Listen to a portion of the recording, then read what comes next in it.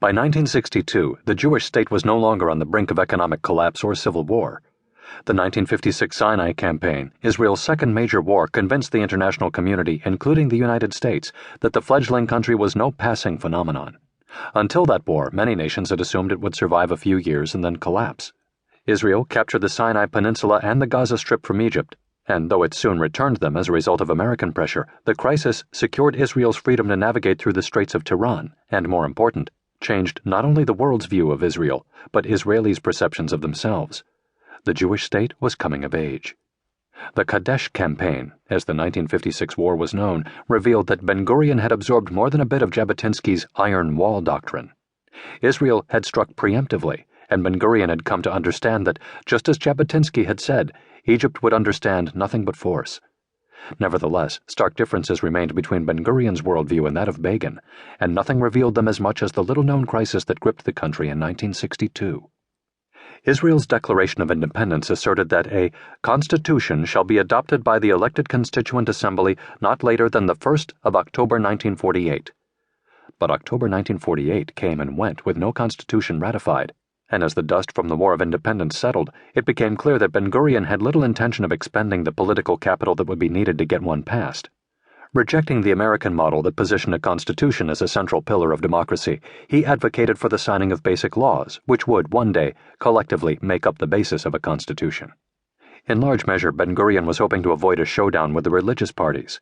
He understood that defining the limits of the Jewish religion in a newly founded Jewish state would unleash political battles with which he simply could not contend at that point. He preferred to acquiesce to the agreed-upon status quo, in which the Sabbath would be honored in public spaces, food served by government offices and the army would be kosher, and Haredi men would not be drafted into the army, without defining the principles upon which the status quo was based. That unspoken acquiescence meant that he had to dodge the issue of the Constitution. Naturally, Begin objected to Ben-Gurion's tacit decision not to move a constitution forward. Begin was, of course, loath to forego an opportunity to take a shot at what he saw as Ben-Gurion's limitless quest for power. Without mentioning Ben-Gurion explicitly, he said in a July 1956 Knesset speech, "The day will come when a government elected by our people will fulfill the first promise made to the people on the establishment of the state, namely, to elect a founding assembly whose chief function, in any country on earth, is to provide the people with a constitution and issue legislative guarantees of civil liberties and national liberty, for the nation will then be free, above all, free of fear, free of hunger, free of the fear of starvation. That day will come." But Begin the lawyer and the man committed to the rule of law also disagreed with Ben-Gurion as a matter of principle.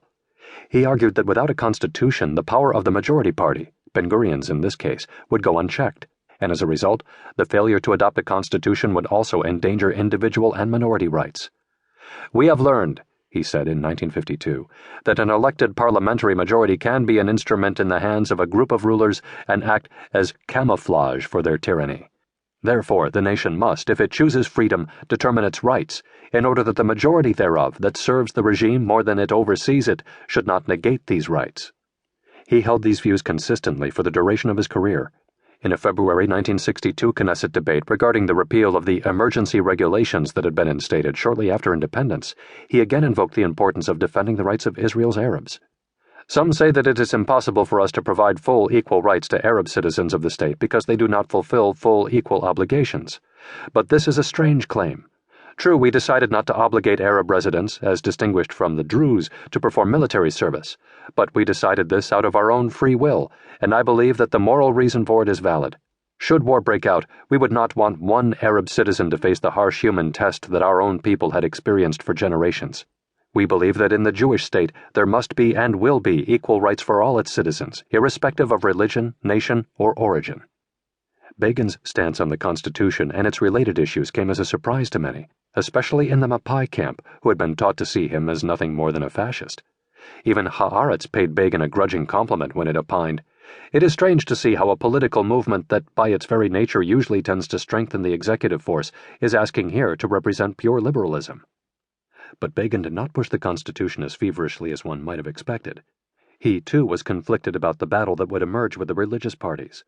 As a lover of the Jewish tradition and a man committed to the rule of law, he was probably himself somewhat conflicted on what the principles ought to be, and did not want to fight the battles that would undoubtedly have emerged. Internal Herut politics were also at play.